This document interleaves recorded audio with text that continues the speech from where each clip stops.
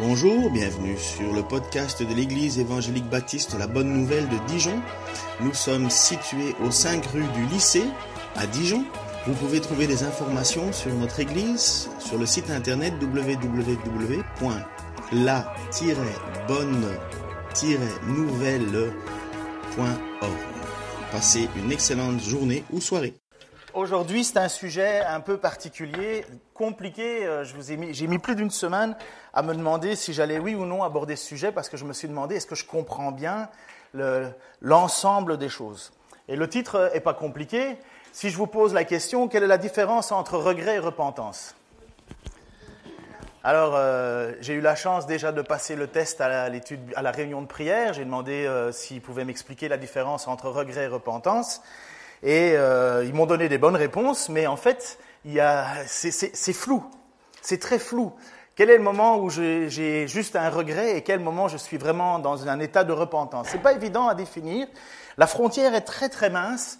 Et pourtant, les deux personnages qu'on va parler, les deux personnages entre guillemets centraux, je veux les illustrer avec un troisième personnage. Comme ça, je fais semblant d'avoir 3 points, puisque je sais que vous aimez bien acquétiner les points, moi pas. Mais donc, je vais parler du roi David. Je vais parler de Judas et je vais parler de Pierre. Donc 1, 2, 3, je vais faire comme Franck, je vais faire le premier point de 45 minutes et puis les 3 points, je vais essayer de les mettre, les 2 suivants, le plus concentré possible en essayant d'avoir fini dans 1h30. Le roi David est un roi selon le cœur de Dieu. Honnêtement, qui aimerait avoir la foi de David ? Moi, j'aimerais bien, bon, peut-être pas les dames, d'accord, mais bon... Je vais recommencer. Imaginons que vous auriez l'occasion d'écrire les psaumes. Est-ce que vous auriez aimé écrire les psaumes ? Voilà, moi aussi. Je vais m'y remettre. Le roi David était un homme selon le cœur de Dieu. Déjà dans sa jeunesse, il avait une foi inébranlable en Dieu. Au point que lorsqu'il tenait les moutons, lorsqu'un lion venait attaquer les moutons, ou même un ours, il sautait sur le lion. Il avait une foi un peu naïve. Il faut reconnaître que...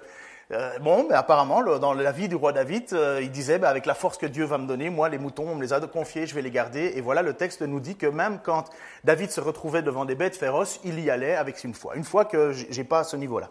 C'est le même roi David qui, avec cette même fougue, cette même foi, s'est retrouvé un jour devant Goliath, un homme de près de plus de 3 mètres, 3 mètres 20, un colosse. Et le roi David, jeune qu'il était, n'acceptait pas que quelqu'un puisse déshonorer le nom de son Dieu.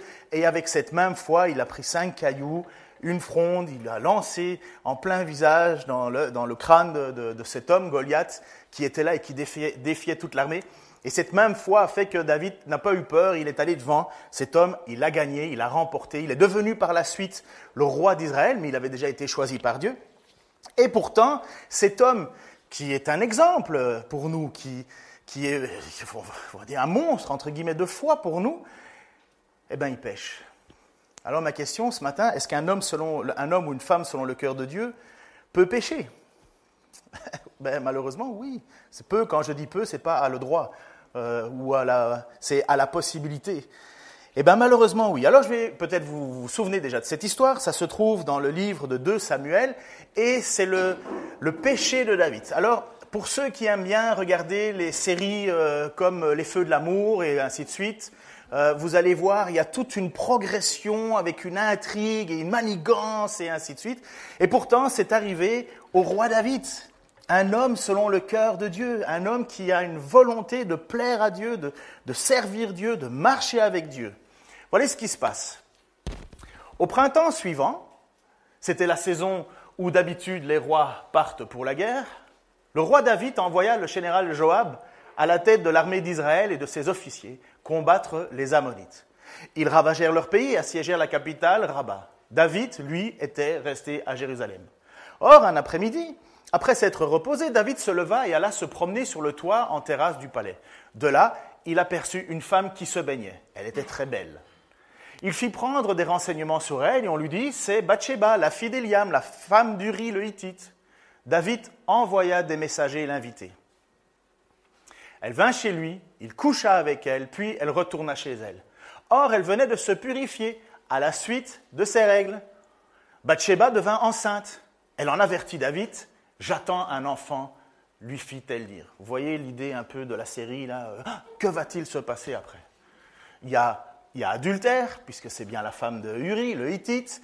C'est David, normalement, ne devrait pas être là, mais il farniente, et ainsi de suite. Bref, voilà l'histoire. David est mal pris. Il vient de faire une bêtise, il vient de commettre une faute. Il pensait que ça allait rester là. Le problème, c'est que maintenant, un enfant arrive. Aussitôt, David adressa l'ordre suivant au général Joab. « Envoie-moi Uri le Hittite. » Cet homme, le mari de Bathsheba, mais qui est à la guerre en ce moment. Lui, il est au combat. Joab l'envoya. Uri vint se présenter devant le roi, qui lui demanda des nouvelles de Joab et de l'armée, ainsi que du déroulement de la guerre. Puis, il lui dit, « Va chez toi, prends un peu de repos. » Uri quitta le palais et le roi lui fit envoyer un cadeau. Mais quel bon roi, n'est-ce pas? Vous voyez comment la manigance est en train de prendre. Mais Uri ne se rendit pas chez lui. Il alla dormir en compagnie des soldats de la garde royale près de l'entrée du palais. Lorsque David en fut informé, il interrogea Uri. « Voyons, tu viens d'arriver après un long trajet, pourquoi ne vas-tu pas chez toi ?»« Majesté, répondit Uri, le coffre sacré du Seigneur ainsi que l'armée d'Israël et de Juda n'ont pour abri que des tentes. Le général Joab et tes officiers campent en rase campagne, et pendant ce temps, moi j'irai à la maison pour manger, boire et dormir avec ma femme? Jamais de la vie je ne ferai une chose comme ça. » Attendez. Ça, Uri, là, c'est le soldat parfait quelque part. Mais là, ça embête un peu qui, David? Pourquoi? Parce que quel est le but de David? Eh bien, de faire passer son enfant pour l'enfant d'Uri. C'est une manigance où David est en train de se dire, « Ok, bon, je vais te donner un cadeau, je vais te donner des présents, couche avec ta femme, et puis comme ça, on ne parle plus de l'affaire, on va étouffer l'ensemble. » C'est pas fini. David va plus loin. Suivant. « Bon, répondit le roi, reste encore ici aujourd'hui, je te laisserai repartir demain. » Uri resta donc à Jérusalem jusqu'au lendemain. David l'invita à manger et à boire à sa table, et il l'enivra.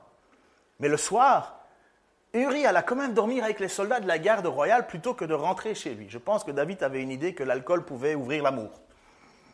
Le lendemain matin, David écrivit une lettre à Joab et la confia à Uri. Il disait, « Placez Uri en première ligne, là où le combat est plus violent, puis retirez-vous en le laissant seul, afin qu'il soit atteint par l'ennemi et qu'il meure. » Joab, qui surveillait la ville assiégée, plaça donc Uri à l'endroit qu'il avait gardé par de valeureux soldats ennemis. Les défenseurs de la ville firent une sortie contre les assiégeants. Ils tuèrent quelques soldats et officiers de l'armée de David. Uri lui-même fut tué. Joab envoya alors à David un rapport sur le déroulement du combat en donnant au messager les instructions suivantes. Quand tu auras terminé le récit du combat, le roi va peut-être se fâcher et dire « Pourquoi êtes-vous tellement approché de la ville lors de ce combat? Ne savez-vous pas que l'on tire du haut des murailles ?» On continue. Qui a tué Abimelech? Là, David est en train de parler d'une histoire qui s'est passée dans le passé, repris dans les Écritures, où David est en train de citer les Écritures pour dire « Mais enfin, pourquoi est-ce que vous placez vos soldats si proches d'une muraille? Vous vous souvenez pas de l'époque d'Abimelech? Le fils de Yérubal à Thébès, c'est une femme qui a lancé sur lui une grosse pierre du haut de la muraille et il est mort. Pourquoi donc vous êtes-vous tellement approché de la muraille? Si le roi te parle ainsi, tu lui annonceras « L'officier Uri le Hittite est mort aussi. » Le messager partit, alla présenter à David le rapport dont Joab l'avait chargé. Les défenseurs de la ville racontaient, il était plus fort que nous. Ils ont fait une sortie contre nous en rase campagne, nous les avons quand même repoussés jusqu'à la porte de la ville, mais alors les tireurs à l'arc ont tiré sur nous du haut de la muraille. C'est ainsi que quelques-uns de tes officiers sont morts, entre autres Uri le Hittite.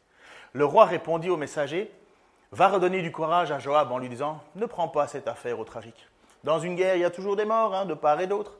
Mène fermement l'attaque de la ville et détruis-la. Lorsque Bathsheba apprit que son mari était mort, elle prit le deuil. Mais quand le temps de deuil fut passé, David la fit venir chez lui et il l'épousa et lui donna un fils. Disons que le fils, il est déjà là. Quelle histoire, hein? Alors, qui continue à mettre l'étiquette « Roi David, un homme selon le cœur de Dieu » ? Honnêtement, quand on lit ça, on se dit, mais bon sang David, mais qu'est-ce qui t'a pris?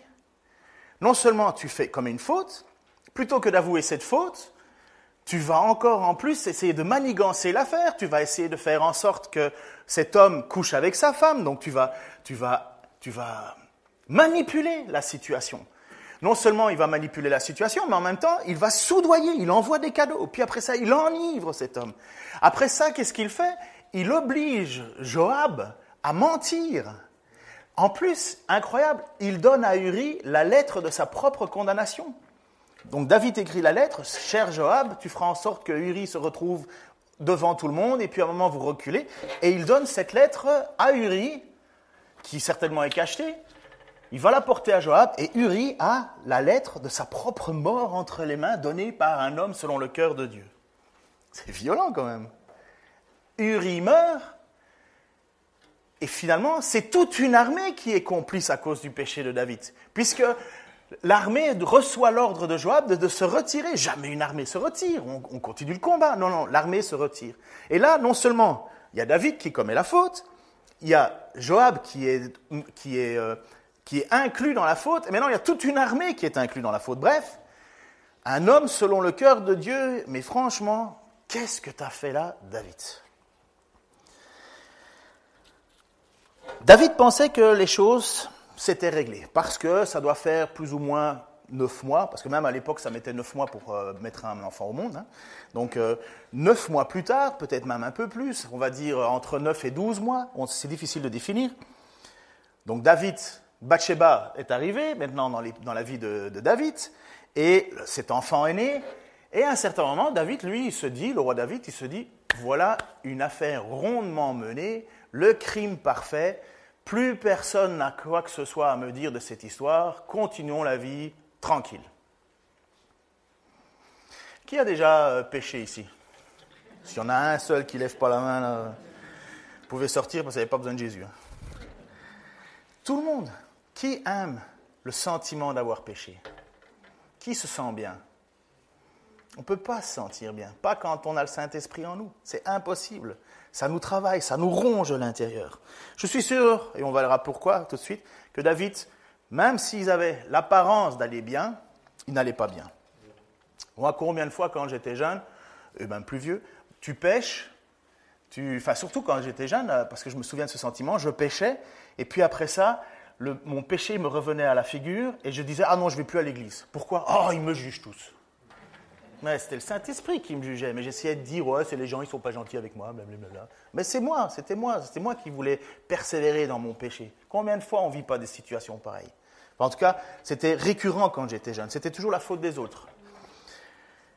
Donc David, il continue à vivre sa vie tranquillement de son côté, jusqu'au moment où quelqu'un sonne à la porte. Un certain prophète Nathan. Et voilà comment Nathan, envoyé par Dieu qui est bien entendu au courant de toute l'histoire, comment Nathan va intervenir dans la vie du roi David. Le Seigneur envoya donc le prophète Nathan auprès de David. Nathan entra chez le roi et lui dit, dans une ville, donc il raconte une petite histoire, dans une ville, il y avait 2 hommes, l'un riche et l'autre pauvre. Le riche avait de grands troupeaux de bœufs et de moutons. Le pauvre ne possédait qu'une seule petite brebis qu'il avait achetée. Il la nourrissait et elle grandissait chez lui en même temps que ses enfants. Elle mangeait même la nourriture et buvait le même lait que lui. Elle dormait tout près de lui. Elle était comme sa fille. Vous imaginez, ça c'est du violon. Hein. Tu te rends compte dans ton pays, un bonhomme qui avait vraiment sa brebis chérie. Hein. Un jour, un visiteur arriva chez le riche. Celui-ci évita de prendre une bête de ses troupeaux pour le repas. Au contraire, il prit la brebis du pauvre et l'apprêta pour son visiteur. David fut vivement indigné par cette attitude du riche. Il dit à Nathan, « Aussi vrai que le Seigneur est vivant, l'homme qui a fait cela mérite la mort. Puisqu'il a agi ainsi, sans aucune pitié, il remplacera la brebis volée par 4 autres brebis. » Et là, Nathan le regarde droit dans les yeux. Et moi, j'aurais voulu être là, présent, juste pour regarder le roi David se décomposer face à son péché. L'homme qui a fait cela, c'est toi. Et voici ce que déclare le Seigneur, le Dieu d'Israël. Je t'ai consacré roi d'Israël, je t'ai sauvé des attaques de Saül. J'ai livré en ton pouvoir la famille de ton maître Saül. J'ai mis dans tes bras les femmes de ton maître. J'ai placé sous ton autorité les peuples d'Israël et de Juda. N'est-ce pas assez? Je pourrais encore faire bien plus pour toi. Alors pourquoi m'as-tu méprisé en faisant ce qui me déplaît? Tu as assassiné Uri le Hittite. Oui, tu as tout organisé pour qu'il soit tué par les Ammonites. Puis tu as pris sa femme et tu l'as épousée. Eh bien, dès maintenant, la violence ne cessera jamais de régner dans ta famille, puisque tu t'es moqué de moi en prenant et en épousant la femme d'Uri. Écoute bien ce que je te déclare. Je vais faire venir le malheur sur toi, du milieu de ta propre famille. Sous tes yeux, je prendrai tes femmes et je donnerai à l'un de tes proches qui couchera avec elles au grand jour. Car ce que tu as fait en cachette, je le ferai arriver en plein jour à la vue de tout ton peuple. Hein? Là, c'est violent. Hein? Moi, j'aurais voulu juste être présent, comme je vous dis, lorsque David, contrit d'indignation parce qu'il entend que dans son peuple, il y a quelqu'un qui a été volé la brebis de cet homme qui n'en avait qu'une seule, qui l'aimait, qui avait vraiment une relation particulière, et tout ça parce qu'il se croit riche et puissant, il a le droit d'aller voler la petite brebis d'à côté et la tuer pour nourrir ses invités. Et David, il est indigné, il me dit, mais comment est-ce possible? Mais c'est toi. Combien de fois on n'a pas des situations comme ça où nous avons des gens qui font des scandales et ils oublient qu'en ce moment, la poutre, elle est dans leur œil. Et ça, c'est David. C'est clairement ce qui vient de se passer. David, il dit, mais enfin, dans mon peuple, ce gars, il doit être mis à mort. Direct. Aucune pitié pour un gars comme ça. Oui, mais David, le problème, c'est que c'est toi le gars. Qu'est-ce qu'on fait dans une situation pareille? Que faire? Que dire? Comment un homme, selon le cœur de Dieu, réagit dans une situation pareille? Comment vous, moi, devant le péché dont on vient d'être clairement accusé, sans aucun doute, qui vient vers nous, quelle est notre attitude? Dans l'Écriture, par exemple, dans Matthieu, il nous dit, Jésus nous enseigne la façon dont on doit discipliner quelqu'un. Va et reprends-le. S'il ne t'écoute pas, va avec ton frère et reprends-le. S'il ne t'écoute pas, va avec les responsables. S'il ne t'écoute pas, mets-le dehors. Et David, il est là et il se retrouve directement devant le prophète. Donc, le prophète de Dieu dit, l'homme est au courant de ce que David a fait. Puisque Dieu sait tout, voit tout, entend tout, connaît tout. La moindre chose qu'on essaie de cacher, il le sait déjà. Comment réagir? Comment faire? Comment un homme selon le cœur de Dieu doit réagir? Eh bien, voilà ce qui va se passer. David dit à Nathan, j'ai péché contre l'Éternel. Voilà ce qui est... Gardez bien ça en tête. J'ai péché contre l'Éternel. Pourtant, c'est bien Bathsheba avec qui il a couché. C'est bien Uri qui est mort. C'est bien Joab qui a été manipulé et utilisé. C'est bien le peuple, l'armée tout entière qui a été... Si David a péché contre quelqu'un, c'est bien contre des hommes quelque part. Mais non, la première chose que David dit, j'ai péché contre Dieu. J'ai péché contre Dieu. Ce que David fait à ce moment-là est quelque chose d'incroyablement nécessaire, utile et efficace, puisque directement, Nathan lui répondit, « Eh bien, l'Éternel a passé sur ton péché, tu ne mourras pas. » Pourquoi? Pourquoi? Qu'est-ce qui vient de se passer là? Qu'est-ce qui fait qu'à ce moment-là, alors qu'il y a eu toute cette histoire, toute cette manigance, à ce moment-là, Dieu dit, « Eh bien, ton péché est pardonné. » Moi, à la place de David, je ferais... Mais il y a une conséquence quand même. Tout péché a conséquence. Je peux vous assurer que si vous couchez avec une femme et qu'en dehors de votre mariage et que vous avez un enfant, vous aurez beau dire à Dieu, je te demande pardon, ben l'enfant il sera toujours là. Hein. Et il va te rappeler tous les jours de ta vie, par sa présence, ben, le fruit de ton péché quelque part. Tu ne pourras pas le mettre de côté. Ce sera encore commettre un péché en plus. Non, tu vas vivre avec la conséquence de ton péché. Si jamais un jour tu commets un acte de colère et que tu fais mourir quelqu'un, tu as beau demander pardon à Dieu, tu vas vivre avec les conséquences, tu iras en prison. Tu auras tout le temps de lire la Bible, ça c'est magnifique. Mais tu vas vivre les conséquences de ton péché. Eh bien David va vivre les conséquences de son péché. Mais Dieu lui a dit, je te pardonne. Alors comment on vit ça? Il y a deux histoires, et comme je vous ai dit, mon point 2 maintenant, deux histoires avec Pierre et Judas, qui commettent tous les deux quelque chose d'impensable. Ce sont tous les deux des hommes choisis par Jésus, pour le suivre. Donc, d'abord, il y a toute une foule de disciples qui marchent avec Jésus. Et au milieu de ces disciples, Jésus en choisit 12. Il choisit dans le lot Pierre et il choisit dans le lot Judas. Et ils le suivent. Donc, ces hommes, Pierre et Judas, entendent tout l'enseignement de Jésus. Ils le voient accomplir des miracles. Ils le voient guérir. Ils le voient annoncer. Ils le voient prêcher avec autorité, enseigner avec autorité. Ils sont là, ils en sont au bénéfice. Et même, ils avaient été envoyés dans des tribus à gauche et à droite pour annoncer la venue de Jésus. Vous vous souvenez de ce moment dans l'évangile de Marc où Jésus en les envoie 2 par 2, les apôtres, sans bâton, sans nourriture, sans argent, et il dit là où vous allez, soyez accueillis. Si on vous ouvre la porte d'une maison, ne changez pas pour aller dans une autre. Restez là où vous êtes. Si on ne vous accepte pas dans un village, vous tapez la poussière de vos sandales et vous allez dans un autre. Vous vous souvenez, mais Judas, il faisait partie de ça. Pierre aussi. Donc, le message, ils le connaissaient. Ils étaient capables de l'enseigner, de le transmettre. À vue humaine, Pierre et Judas, ils sont pareils. Nous, on a l'histoire devant nous. On sait que Judas est finalement celui qui va trahir Jésus. On sait que Judas est celui qui va trahir Jésus. Mais qu'est-ce que c'est que ça ?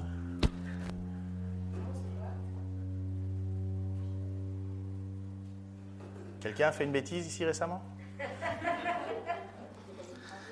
Peut-être qu'ils font des travaux. J'ai un voisin qui perce dans notre mur. On va voir ça plus tard. C'est des gros murs avant qu'ils arrivent.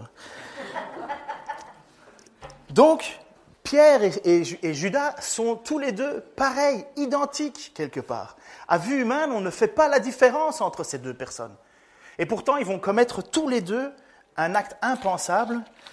L'un va trahir Jésus, l'autre va trahir Jésus. L'un va renier Jésus, l'autre va renier Jésus quelque part. Voici, donc, tout le monde est au courant sur Judas a livré Jésus. Ceux qui viennent pour la première fois à l'église, vous savez l'histoire de Judas, c'est lui qui a livré Jésus pour 30 pièces d'argent. Tout le monde connaît l'histoire de Pierre.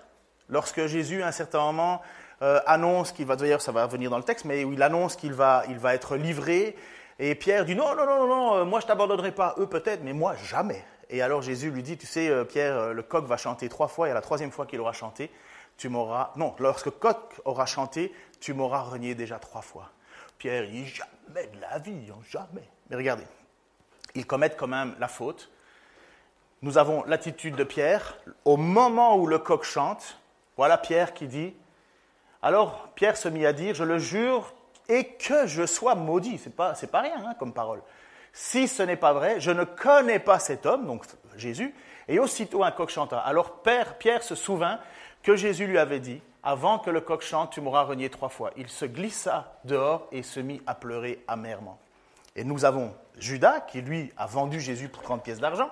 Voyant qu'il avait été condamné, donc Jésus, Judas, qui l'avait livré, fut pris de remords et rapporta les 30 pièces d'argent aux autres prêtres et aux anciens en disant « J'ai péché en livrant le sang d'un innocent. » Et ils répondirent « Que nous importe, c'est ton affaire. Débrouille-toi avec tes bêtises. » C'est ça qu'il est en train de leur dire. Pourquoi Pierre, par la suite, est rétabli dans ses fonctions et deviendra une colonne de l'église de Jérusalem, l'apôtre Pierre, qui écrira 1 et 2 Pierre, qui sera un modèle de service. En même temps, si ça vaut la peine de relire l'épître de Pierre, de voir à quel point l'apôtre Pierre, qui pourtant était un fougueux, c'était le gars, le seul homme sur la terre, à part Jésus, à avoir marché sur l'eau, c'est Pierre. C'est pas rien. Pierre, il était tellement passionné par Jésus, il voulait tout donner pour Jésus, que quand les soldats sont arrivés pour venir arrêter Jésus, Pierre, il a sorti son épée, il a voulu couper la tête de Malchus. Il a juste pris l'oreille. Heureusement, il ne savait pas viser. Mais Pierre, c'est un fougueux, c'est un sanguin. Il veut tout donner pour Dieu. Il va le faire, il veut le faire. Il parle même parfois à tort et à travers. Mais lui, après avoir reconnu sa faute, il va être rétabli par Dieu, par Jésus. Judas, lui, après avoir reconnu sa faute, va se suicider, va se pendre. Il va être écarté à tout jamais. Pourquoi ? Moi, j'ai besoin de savoir, peut-être vous aussi, pourquoi ces deux destinées différentes alors que le péché est pareil ?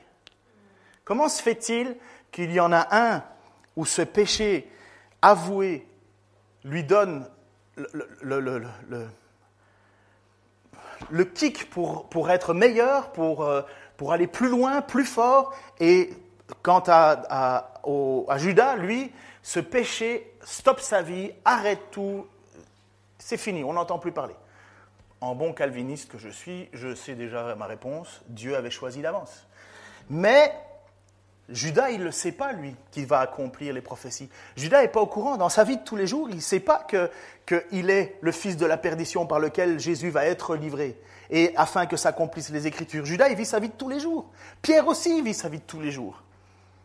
Et qu'est-ce qui fait qu'il y a cette différence ? L'un a commis une erreur et s'en veut personnellement, et l'autre reconnaît qu'il a trahi son Seigneur et il ne peut pas vivre sans avoir l'assurance de la grâce de son Dieu. Écoutez, c'est fin, là. Vous êtes bien réveillés, là ? Avec ce bruit, ça réveille quand même. Hein ? OK. L'un reconnaît qu'il a commis une faute. Mince, je me suis fait avoir. J'aurais pas dû faire ça. Si j'avais. Et l'autre, Pierre, qui après avoir renié, après avoir fait ce qui est impensable, pleure amèrement et espère le pardon de Dieu. J'ai pris, comme je vous ai dit, une semaine pour essayer de dénouer la différence entre regret et repentance. Pour voir, parce que l'histoire, on la connaît, on sait que Judas sera écarté à tout jamais, et on sait que Pierre va être au service de l'Église. Mais moi, j'ai besoin de savoir où est la frontière. Pourquoi ? Mais parce que j'espère la même grâce de la part de mon Dieu. Pourquoi ? Parce que combien de fois je n'ai pas été infidèle ? Combien de fois je n'ai pas fait des choses que je n'aurais pas dû et j'ai demandé pardon à Dieu ?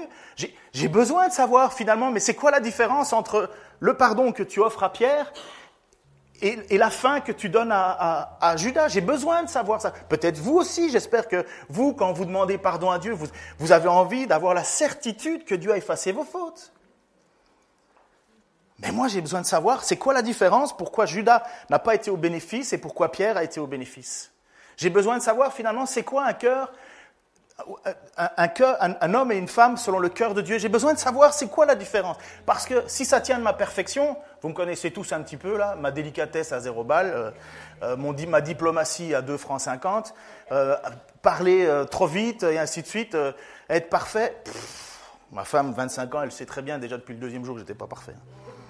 25 ans de mariage. Est-ce qu'il y a quelqu'un qui apprend la musique ici ? Bref, j'ai besoin de savoir pourquoi est-ce que Dieu me pardonnerait. Alors, après une semaine, je me suis dit, Ken, fais le mieux que tu puisses faire, cite quelqu'un d'autre. Alors j'ai pris Florent Varac, qui a abordé le sujet et qui fait la différence entre regret et repentance. Le regret, et je trouvais ça très très bien, le résumé. Le regret provient de la désapprobation des hommes. La repentance, elle vient de Dieu. Le regret me fait baisser le visage sur moi et mes échecs. La repentance me fait regarder à Dieu et à sa grâce. Le regret arrête ma marche. La repentance me remet en marche avec un pas transformé. Le regret place moi au centre. La repentance place Dieu au centre. La meilleure explication, selon moi, de la suite d'un vrai chrétien, de quelqu'un qui a vraiment le cœur vers Dieu, c'est la lecture du psaume 51. Et après avoir fait l'explication, montrer le péché de David, après avoir regardé à Judas et à Pierre, finalement la différence qui fait que pourquoi est-ce que l'un reçoit cette grâce et l'autre ne l'a pas, eh bien, je trouve que la lecture du psaume 51 montre véritablement c'est quoi un homme ou une femme selon le cœur de Dieu. Alors je vous invite simplement comme conclusion, on va le lire ensemble. Ah oui, ça, tu peux passer. Tu peux passer. Merci. Voilà David qui écrit, et c'est précisé. Donc David écrit cela après avoir péché. Au chef de chœur, Un psaume de David qu'il composa lorsque le prophète Nathan vint chez lui après qu'il eut péché avec Bathsheba. Je risque d'être émotionnel. Aie pitié de moi. Ça commence. Ô Dieu, toi qui es si bon, efface mes torts. Tu es si compatissant. Lave-moi de mon péché. Purifie-moi de ma faute, car je reconnais mes torts. La pensée de mon péché me poursuit sans cesse. Contre toi seul j'ai péché. J'ai commis ce qui est mal à tes yeux. Voilà pourquoi